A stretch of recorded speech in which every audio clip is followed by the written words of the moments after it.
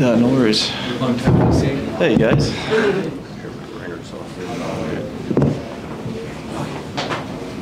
All right. Go ahead.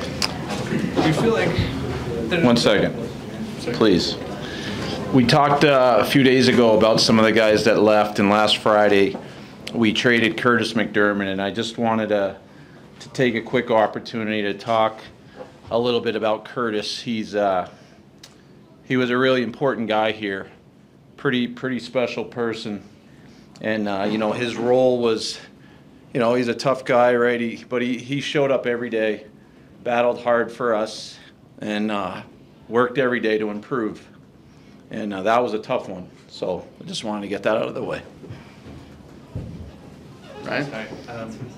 Do you feel like there's a bit of a player arms race in the West, and how do you feel you stack up? No, I guess it's fair to look at it like that, but I think every team, you know, looks at their situation and makes their own independent, you know, assessments based on, you know, their cap, you know, the prospects they have coming, their internal, you know, draft picks, and you know, when you're taking on some teams, we want guys in the last year of the deal. Some teams we want, you know, we can afford to take guys with future contracts. So I think everybody assesses it differently and puts their chips where they feel it most improves their team. So it's probably fun to look at it and talk at it like that. I think there's some dangerous teams on both sides, you know, in the East and the West. But I think everybody kind of looks at what they have to do, and there's some good teams certainly in the West, and it'll be a fun last few weeks, and then the fun season begins.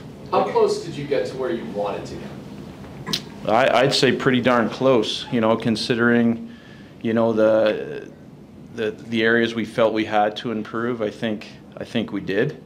You could always say you want to do more, but there's the thing called the cap, and there's things called, you know, your draft picks and your own internal assessments that you have to make, both, you know, for now, and nothing's done in a vacuum, right? It'd be great to acquire John Doe, but if John Doe has 3 years left at $5 million, you may think he'd be a great backup goalie, but, you know, there is a cap next year too, so you got to balance all those things. So you're satisfied, a backup goalie, for example, yep. You're satisfied there? Very much so, yep. It's something that we've talked about, we've looked at, and, you know, I know today was a finite day, a finite calendar day, right? It's the trade deadline, but it's something we've been assessing from the fall and the winter, and you know, just because you don't address it now doesn't mean you weren't looking at ways to try and improve things. And again, it's making decisions not in a vacuum, and you know, what was available, what was not available, while also monitoring your own guys. And I think you know, we're happy with what Eustace has done. And again, we talked about it the other day. You know, 3 games doesn't make a career, 8 games doesn't make a career, but a career is made by playing games. And we've got to make that assessment. And he's going to go 1 game at a time. But between Georgiev, him, and Ivan, you know, we feel overall pretty good. Trennan and Duhane, what is the thought process in those 2 acquisitions? They're big bodies. They're battle tested. I think they make us harder to play against. You know, we see both of them in the division a lot over the years. Brandon is a big physical guy that can skate and kill penalties. I think Trennan's a guy that brings versatility, that he can move around and do different things.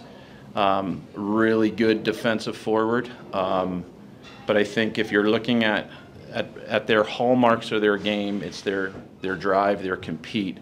They're hard to play against, and you know, the grinding and the importance of that, it can't be underestimated in our opinion. This might be a little bit of an unanswerable question, but how long does it take new guys to mesh with a team? I mean, do you expect them to hit the ground running, or does it just take some time? I think it just depends on the guys. I mean, we've uprooted their lives, right? You know, you make a trade, and some of them have families, some of them may have children. I think it might be seamless for some of them. For others, it might be systemic structures that takes them a few games to to fit in, but I feel really good about our, the way our coaches handle these situations, and I think, the guys in our room are really good at helping guys and being coaches themselves and helping the players adjust, not to mention this guy and Aaron DeGraff and the people behind the scenes do an incredible job to get them to the point where it's focusing on hockey as fast as possible, and hopefully they're excited about coming to our team and being excited to be a Colorado Avalanche. So I don't think there's any one set answer, but I think it could take some guys a few games, and other guys it might come snap in quicker. For Duhaime and Trenton, do you look at past experiences to kind of help? Because a couple years ago, you guys didn't need to get that #2 center that you did this year, but you brought in Sturman, Cogliano, Lady. They both played big roles in the playoffs. Does that kind of help shape the moves you make this week? Yeah, I don't know. I think every year is its own year, right? I think that year was a special year, and I think our guys deserve to have the chips pushed all in. I think we were looking to add some depth, right? We all see what happens. You can't have enough bodies. It's a war of attrition come the playoff time, and you still got 20-something regular season games to get to. So we felt those, the value of those players for what they can bring was pretty important. And they're competitive, hard to play against guys, and we're excited to add them to our mix. I think the biggest thing for us down with those guys is, I think Bedsy, likes having a bottom six as opposed to a third and fourth lines, to use conventional speak. But I think he's got in that bottom six now that he can play 10+ minutes a night interchangeably. And I think that's where the improvement will be. You mentioned the gap beyond this. How do you feel about the ability to make Casey Mittelstadt fit here beyond this season? We'll dive into that. It's certainly something that we do an assessment on before we do any type of transaction like that. Where he has arbitration rights, and that'll take care of itself. Once we get through the rigors of the rest of the regular season, the playoffs. But it's something that.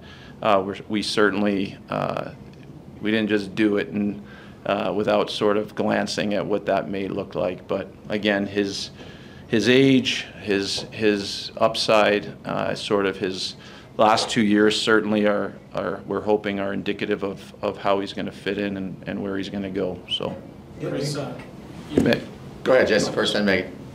Jesse. Jesse, sorry. No, sorry about that, Chris. No, it's all good. You were just talking about his age. Usually teams in your guys' situation go out and get a player that's, kind of in the back half of their career, trying to get one more kick at winning a Stanley Cup. How big was it? How excited are you guys to get a player that's 25 and still has, his prime ahead of it? Really excited, Jesse. I mean, we traded Bo Byram for him. So we're not trading Bo Byram for a 31-year-old or a 30-year-old. We're not trading Bo Byram probably for a winger. Defensemen are really hard to get, and top 2-line centers, top 3-line, centers are really hard to get. You got to draft them, or you got to pay a big price to get them, whether that's in free agency or via trade. So the fact that we traded, a player in person of Bo's stature for Casey tells you what we think of him. We think an awful lot of him. We think he's going to have a big role here. And tonight's the start, and hopefully it'll be a good marriage. So, but we're excited to have him. Megan. The reigning Cup champs out of Vegas have earned a lot of conversation for how active they've been at each deadline year after year. And I was curious what your view on their approach to roster construction has been as a general manager yourself. Yeah, I think Kelly McCrimmon and then they've done an incredible job on and off the ice, and they're aggressive. They were aggressive today. I think they do what they feel is in the best interest for them, and I tip my cap to them. It's Kelly's. They do a great job. Evan, then Eric. Last year you talked about you traded away a lot of draft picks previous years. You wanted to rebuild for the future, so you didn't move guys like Richie or Gudiev this year. So how important was that for you to keep top prospects, to keep building towards the future? It's a fine line, right? Our guys determine, for Joe, myself, Kevin, the staff, do they deserve to have the chips pushed in, and we think they did. Nate and these guys, they're in their prime.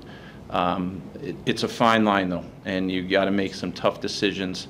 Cal Ritchie is a really good prospect, and he plays a center position. He's having a great year in the Ontario Hockey League, and he's got a very bright future. We're equally as excited about Gulyayev, who we took. He's played in the KHL with men all year and played a top 4 role. So these are guys that you never say never on anything if it means improving your hockey team, but those are guys that we value very, very highly and believe they have a bright future.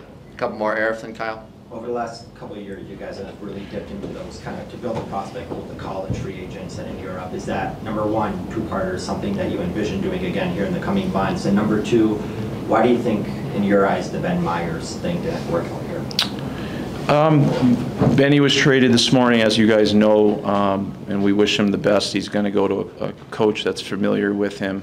I think, Ben was a guy that was knocking on the door repeatedly and is close. It wouldn't shock anyone here if he carved out a role with Anaheim, and we hope that he does. I think, and your first question on will college and junior free agency or European free agency be always, it's, I think when you're, trading picks, it's a way to maybe supplement and get a prospect, i.e. Benn Meyers or Sam Malinsky, who has played multiple games this year and looks like he might have a chance to carve out a role as a regular. So I think it's something that you'll do regardless, but I think when you're moving out picks, you're always looking for ways, whether it's on waivers or college free agents or junior free agents, to find a hidden gem.